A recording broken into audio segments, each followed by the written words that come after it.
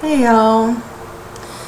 Um, Today I'm basically just gonna do a little introduction because I haven't really done one. I'm Candy. Some of you know me as Candy Godiva.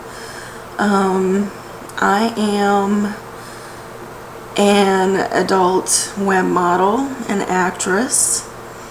Have been since 2002. And of course I've recently, in the last couple of months, discovered this mukbang thing and have jumped right on into it, with little thought of mentioning my adult past, present, and future. And I didn't think it made a difference, but obviously it must, because it keeps coming back to haunt me. So I figured maybe I should just let people know, and if you have a problem with it, then so be it, but this is who I am, and hopefully it doesn't interfere with my mukbangs. I just want to let people know who I am. I'm not trying to generate a fetish audience. I want to appeal to all audiences. I just want to do my thing. I just want to eat my food and enjoy company with people, and that's that pretty much. Also, I wanted to let people get to know me a little better personally. I've mentioned having kids.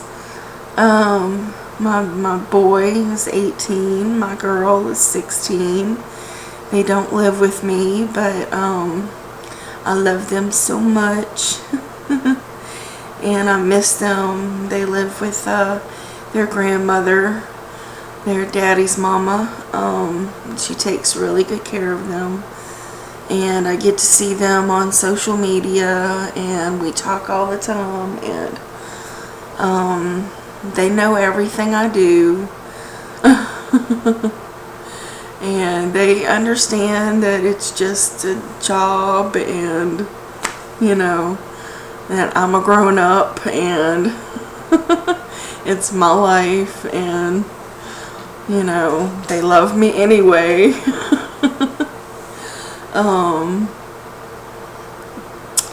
Let's see, what else? I mentioned my origin story. I don't know where to exactly begin. I guess the beginning. My mother mentioned that she got pregnant with me the first time her and my daddy ever had sex on a 1969 Harley Davidson hardtail. She called that, she said what they called that back then when you got pregnant the very first time you had sex was a shooting star. And I thought that was funny because, it's one of those things you burn bright and you fade away, I figure that's just me. That's the way I'm gonna live my life. I'm gonna burn bright and fade away pretty fast. Live fast, live fast and leave a beautiful corpse. How morbid can I be? But live fast, die young, leave a beautiful corpse. No, I don't want to die young. I really don't. I've got to get a handle on my health and all that good stuff. But, and I intend to. I really do. I mean, there's so much I have to do to take care of myself. And, it's one day at a time. One day at a time. I'm not ready yet. Not ready yet. I'm just, the clock's ticking on it though. It's scary. Change is scary for me. It really is. This one day at a time.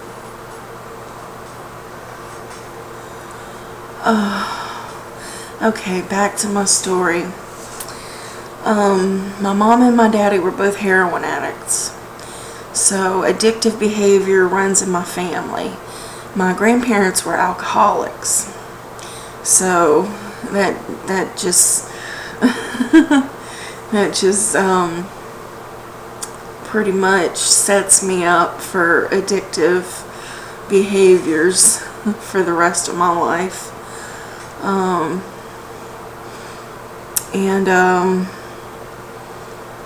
My mother, she didn't know she was pregnant with me. If she had, I would have been one of 8 abortions, but I somehow slipped through, and she was 5 months pregnant with me before she knew she was pregnant. So I made it. Yay. I make this little joke that I stole from Clerks. You know, I wasn't even supposed to be here today. It's like, basically I wasn't supposed to be here, you know. So, you know, I'm living kind of on borrowed time anyway, you know, so I'm just doing the best that I can with what I have here. As I'm just lucky to be alive, period. You know, I would have just been gone, you know, if my mother would have had her way.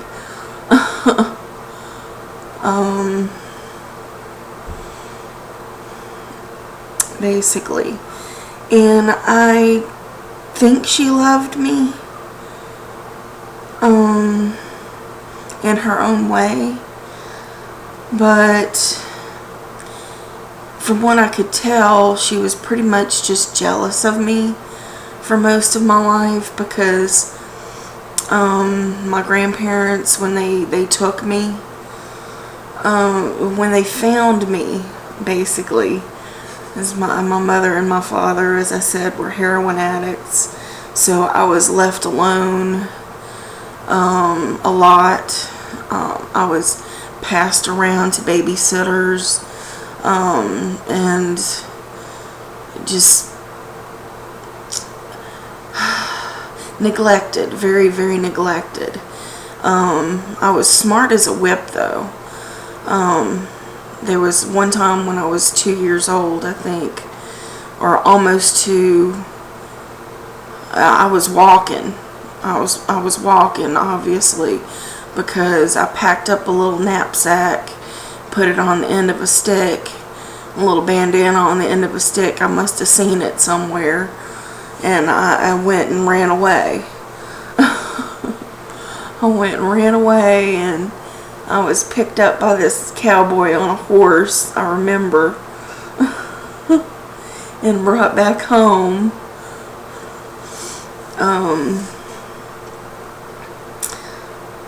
It was one of those weird things that one of those weird dream-like experiences. It was like crazy. Like, I don't want to be here anymore. I'm getting the hell out of here. These people aren't taking care of me. This sucks. I gotta get the hell out of here before it's too late.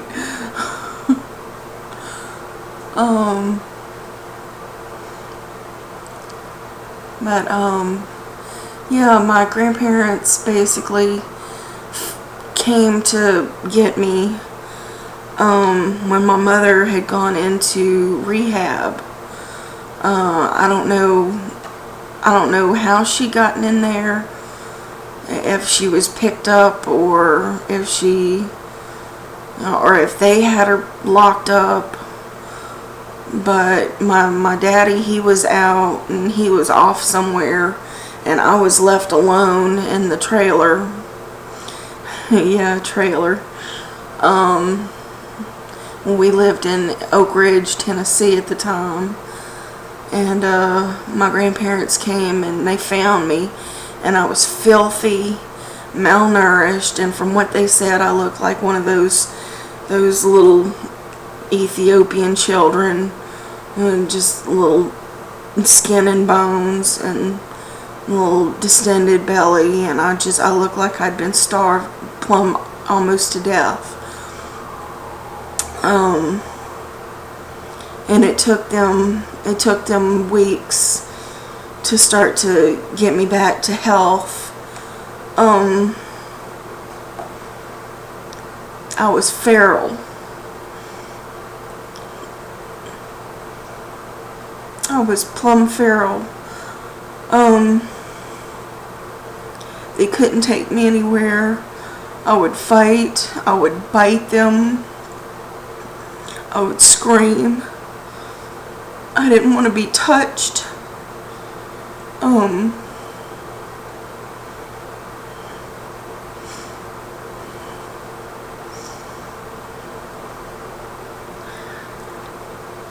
They couldn't even take me into a restaurant or anything. They would have to bring meals out. I was violent.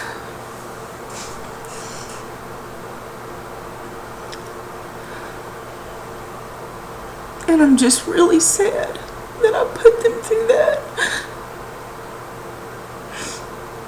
And I did my makeup. I knew I shouldn't have before I started this.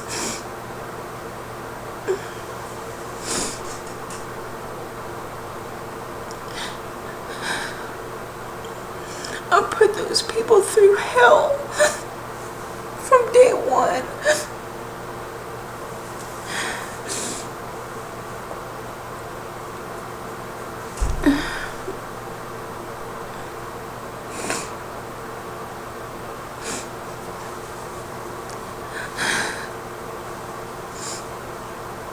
I was a holy terror.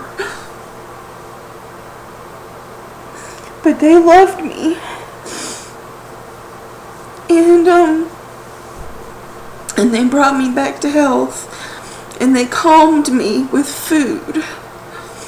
Food was my reward for behaving, I guess. Or at least just listening and just being calm.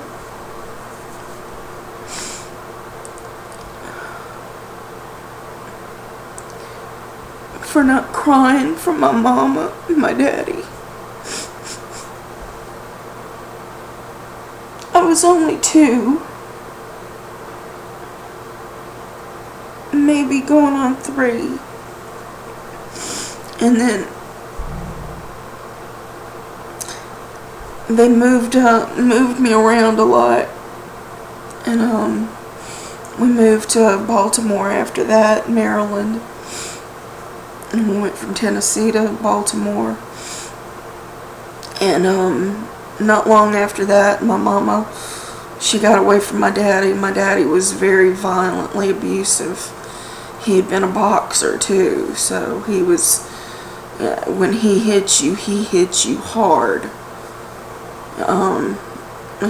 He had a penchant for knocking people out as well. So I'm pretty sure she got really hurt a lot. And I heard this from my stepfather later on in life. And I heard it from my grandfather too. But wasn't like he was innocent either. He was violent as well.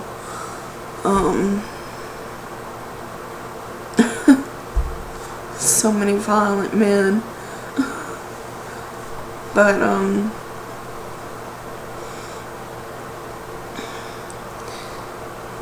it's just the way it goes.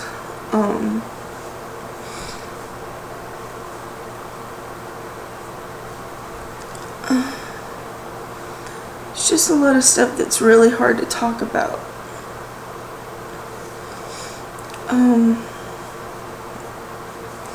But yeah, my origin story is kind of hard for me to deal with. I was a feral child. Might as well have been raised by wolves. It's just left alone most of the time to fend for myself.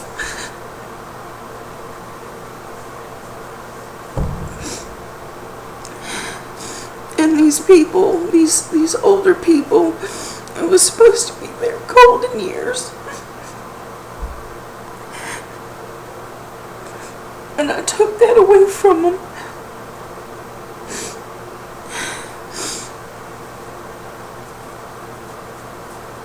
Because they had to raise me.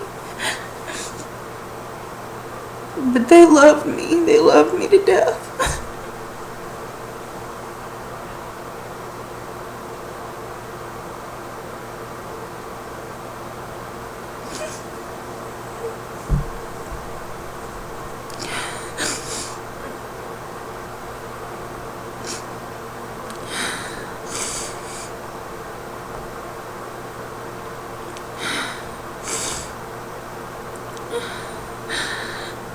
And now they're gone.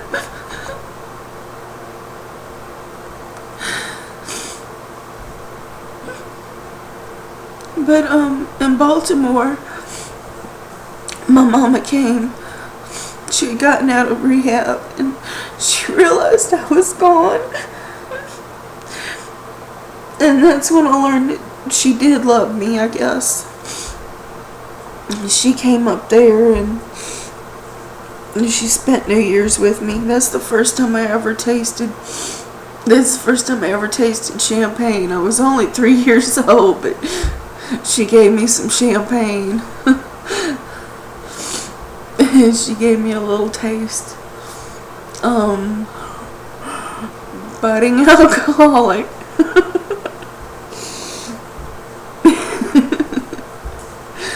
I was budding little addict already.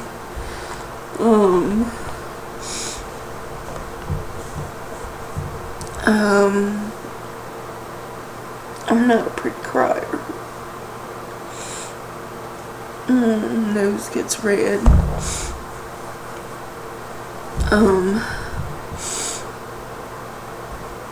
But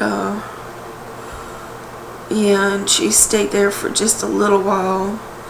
She didn't stay long because her and Granddaddy were too much alike in ways, and they butted heads. And I don't know where she went after that, or what she did after that. If she went back to my daddy, she might have, because it was I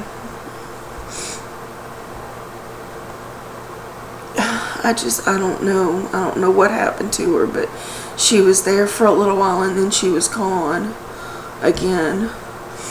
And months later we ended up moving to Louisiana.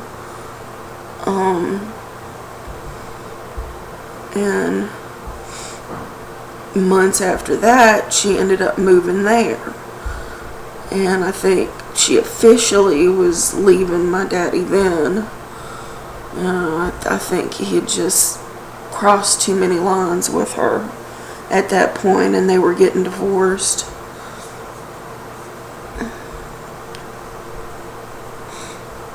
And there was so much violence. There was so much violence then. I witnessed my grandfather at one point cussing her out and calling her a whore, and punched her in the face and busted her jaw. I mean, it's no wonder she got with violent men, being raised by a man like that. And my granddaddy was a wonderful man, too. I worship my granddaddy. It's so horrible. It's so horrible that I could think so highly of someone that could actually do that. And he was violent with me at times, too. And I could just worship the ground he walks on.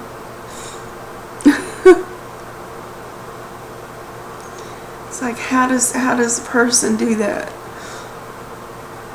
How could there be such a duality? It's a sickness, I guess. And I guess that's what mental illness is. It's just, everything is twisted. And you feel things differently than other people.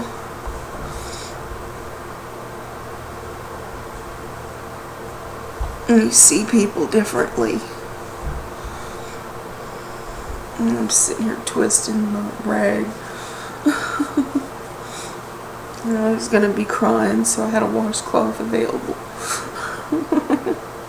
I was going to try not to cry. And I put on very, very little eyeliner. Just in case. And the waterproof mascara. And I'm laughing because I'm uncomfortable. And there's so much more to the story. Candy's origin. Yeah, being a feral child. I think that's like the worst of it. I think that was the start of my becoming fat. The first stage of my starvation. And the loss of my metabolism, of my good metabolism, because from being starved to being fed, force-fed, practically. It's like, here, have a cookie. Here, eat some pie. Here, have a piece of cake. Here, this will make you feel better. Eat this. Here, be happy. Eat this. Eat this. Eat this. By the time I was in first and second grade, I was a balloon. I was just blown right the hell up. And I was being put on a 500 calorie a day diet to starve again. Woo! Starve me again. Yep, lose all that weight. And guess what? As soon as I start eating again, blow up right again. Boom. Yo-yo dieting. Yep. Binge and purge. Binge and purge. And just eat. Eat, eat. And then starve, starve, starve. And it wreaks havoc on your metabolism. Until all of a sudden you realize, oh my God, look how fucking fat I've gotten. Oh. And at one point I just decided, okay, no more diets. No more diets. This is killing me. It's like every time I lose 50 pounds, I gain 75 back. And it's 25 more pounds on me that I gotta get off, and it's just, it doesn't come off that easy. Before I knew it, I was 500 pounds. It's crazy. It's like, even my website says I'm 500 pounds, and I'm not 500 pounds anymore. That really needs to change, because I'm down to 400. And I'm burping because I have not eaten today. It's almost 11 o'clock and I haven't eaten yet.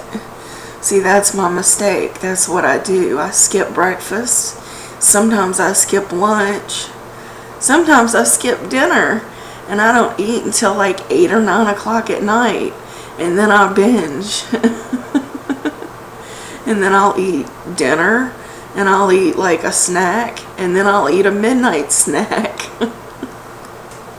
And then I'll go to bed and sleep on it. And then what's going to happen with all those calories while I'm asleep? They're not going to metabolize at all. They're just going to sit there, you know. It's dummy.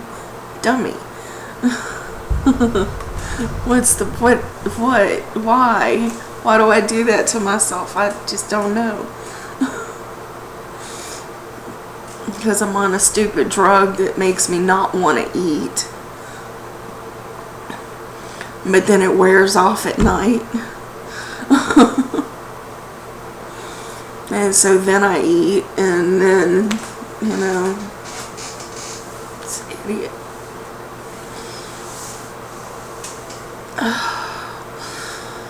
So yeah, that's part of it. So then my mama, she's living in Louisiana, and then I spend the weekends at her house, and men in and out.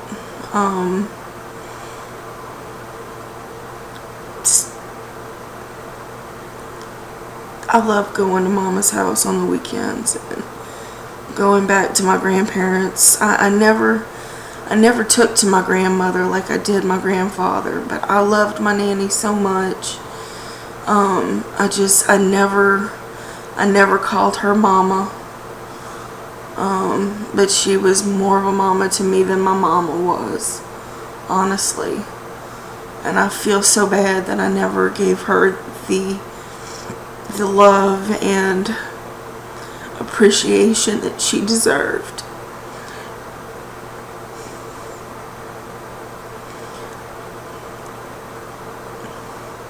And I carry so much guilt,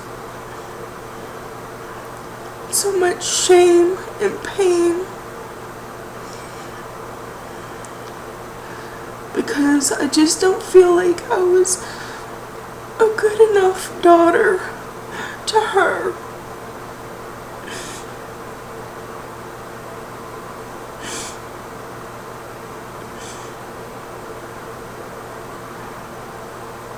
I have so much grief.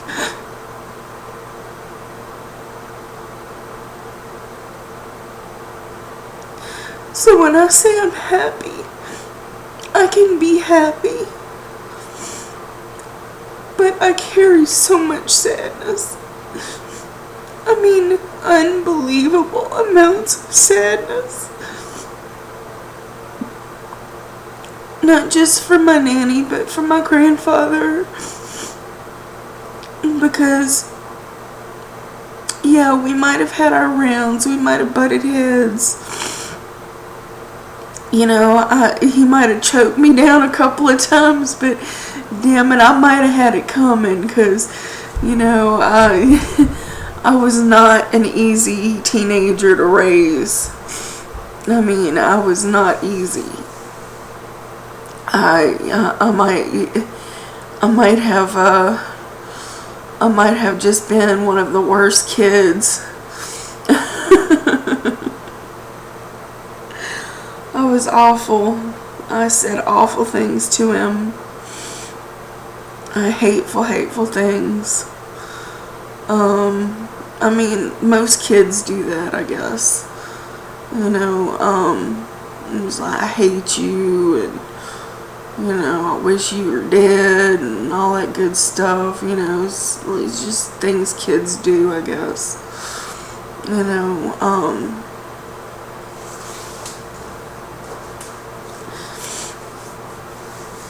but,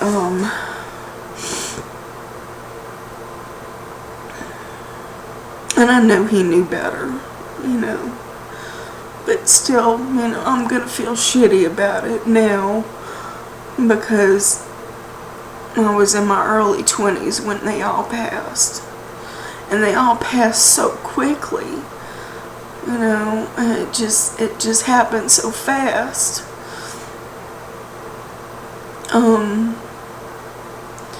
My grandmother passed in January of 1994, and my mother passed in February of 1994.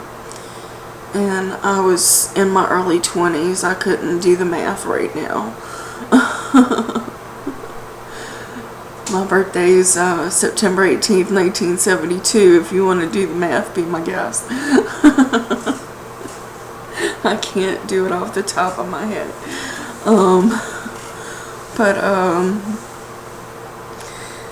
Then my grandfather, he literally started falling to pieces because his wife was the love of his life. She passed away, I think, like 5 days short of them being married 51 years. It was serious business. Their love, it was lasting. And my mama, her and him, they were just like me and him. Too much alike. Bullheaded as hell, stubborn, and we just thought we knew it all. And went rounds and rounds.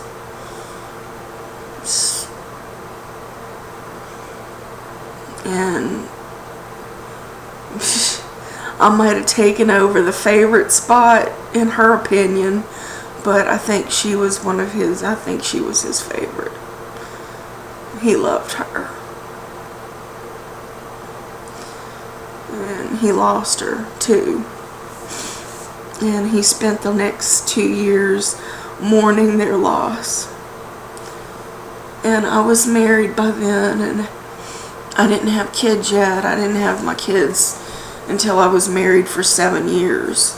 I didn't think I could have kids. I keep fixing this. Why bother? Just let it go. Just let it go. This thing this dress is floppy. I shouldn't even care. It's just floppy. It's just a little, I just wear it around the house just to keep covered in case somebody comes to the door. Or if somebody calls me on the video chat, if my kid calls me, I want to have something on. As my son calls me all the time. My daughter, she don't call me. She's busy with her friends. She's running the road. She's as bad as I ever was. She's out there doing her thing. I want to cut my bangs. You can tell they're a little uneven. I'm going to cut them out of my eyes. I was getting to the point where I couldn't see nothing. But yeah, my grandfather, he literally started falling apart. I mean, he was so strong up until then. He had strong teeth. His body was strong. But his organs started failing. His teeth started falling apart. I mean, he just literally started crumbling. And his mind went. They didn't say dementia. They didn't say Alzheimer's. They said it was something organic going wrong in his brain. But he was having massive hallucinations. I mean, he would see my grandmother sitting next to him, talking to him. And he would see people walking in and out of the house and moving stuff around the house. And he had weapons. He had guns in the house. And there were times that I had to call the police to come and take the guns away from him. I had to have them take them from him, and I'd hide them in the attic and stuff, and I had to have him taken in for observation a couple of times, and that was like the hardest thing I ever had to do. And it was the worst. And that happened a couple of times over those 2 years. And me and my husband were left in the house, and well, we were staying with him, and I feel like I wasn't doing my job as his daughter. And I was his daughter because my grandparents adopted me. I was literally a granddaughter and a daughter. It was really bizarre situation. It was a really bizarre situation, family wise.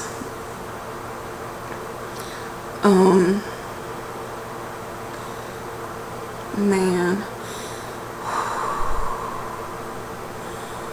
wow. God, and there were other really messed up things that happened to me. Oh man, I don't know if I should get into all that now or save it for other story times, but there were things that happened with my stepfather and it's like, I don't know if they're here or other times, but there's like molestation stories or near molestation stories, and oh God.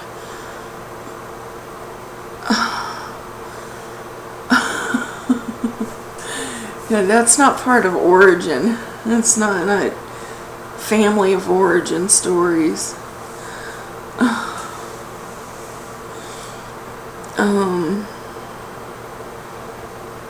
Yeah, but those are pretty good too, though. Those are pretty traumatic.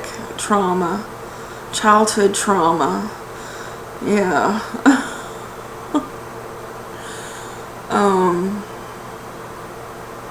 Just, yeah, I've suffered a lot of crazy crap. There's a lot of things that are very weighing on me as a person.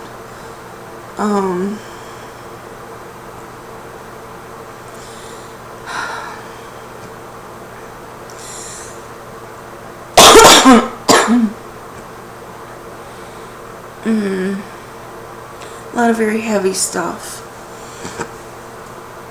So, a lot of things I can't get over.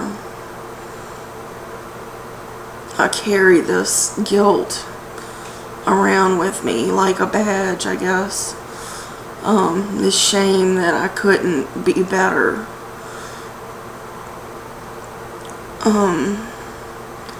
That I just couldn't.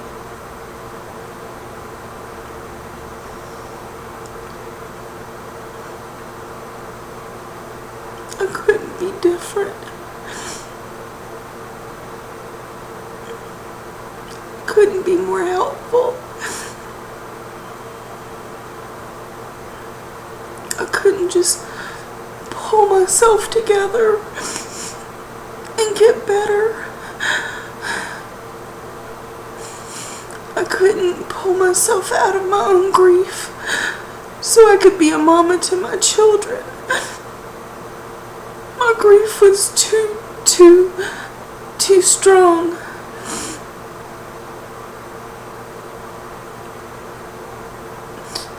I can't even hold a job because of this.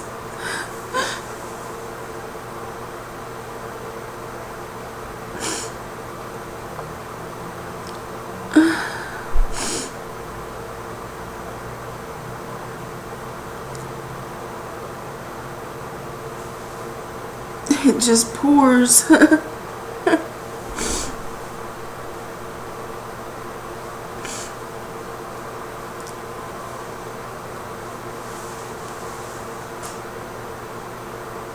So yeah, that's me in a nutshell. I'm just a mess.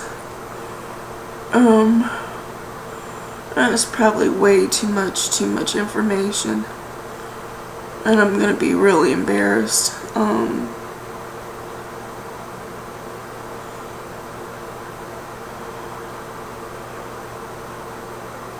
Maybe that's why I was just okay with doing the adult stuff, because my granddaddy was gone. You know, my granddaddy would have disapproved, but I don't know. I might have done it just to spite him. I don't know.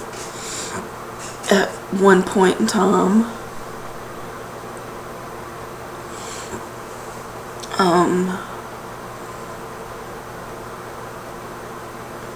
I know I married my husband probably just to spite him. You know, my grandparents didn't even know I was getting married. That's what an asshole I was. I really was an asshole. As a teenager. Oh yeah. Oh man. That changed me. Losing my family, that changed me. That really did. And that made me really rethink my whole life. Like, you really don't know what you have until it's gone.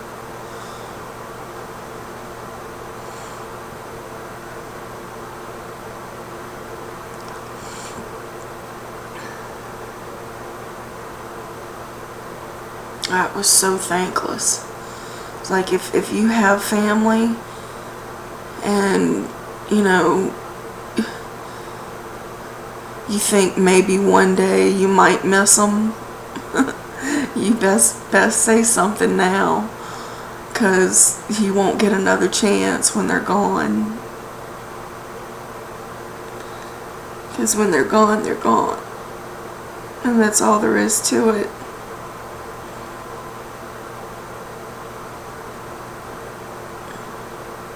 You only get one chance to be a good person, even.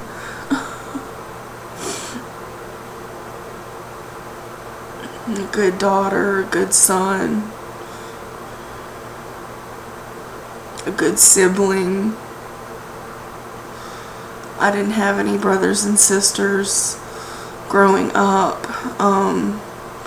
I discovered I had a half-sister later in life, that my daddy had another wife and another daughter. I don't really know her very well, but I hope maybe I'll get to know her one day. We talk on Facebook once in a while. So that's good. I have to give it up to Facebook. Facebook has reconnected me with so many people that I've lost over the years. It's amazing. Social media is awesome. So that's me. That's a lot of me. It's probably way too much of me. And it's probably not even enough. And it's probably just created more questions. And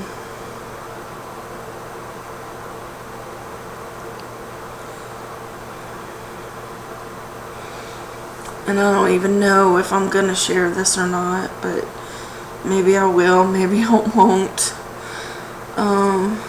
And I'm really sorry if this disturbs people.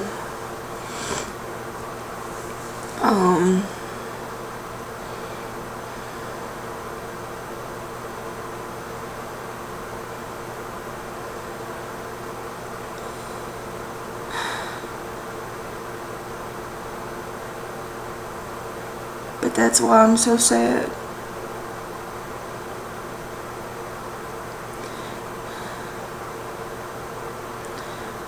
there's been a lot of loss in my life.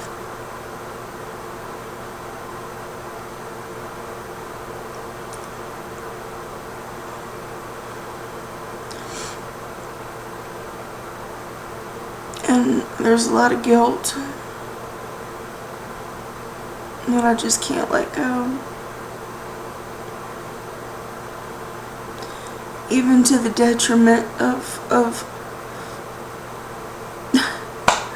my own children. And that creates more guilt and more shame. And I feel like more of a loser.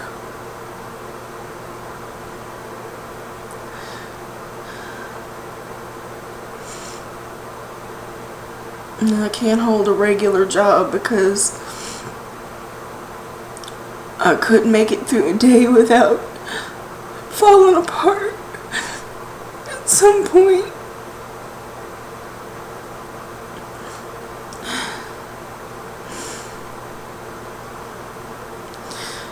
Or having some sort of panic attack,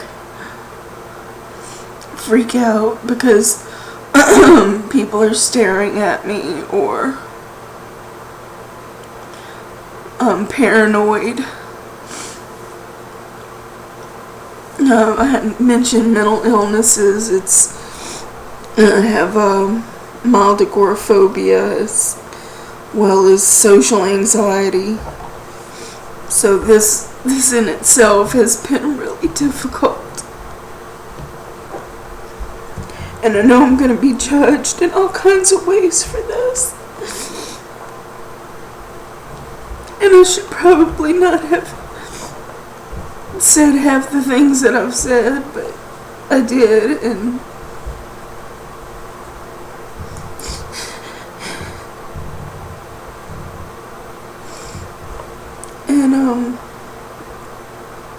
alright, I should probably just end it now before I lose any more makeup.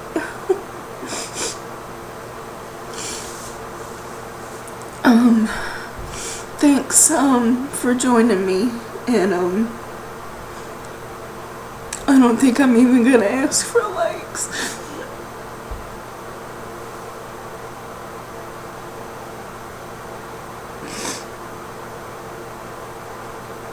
Because honestly, what's to like about this? This is just too sad. But thank you anyway.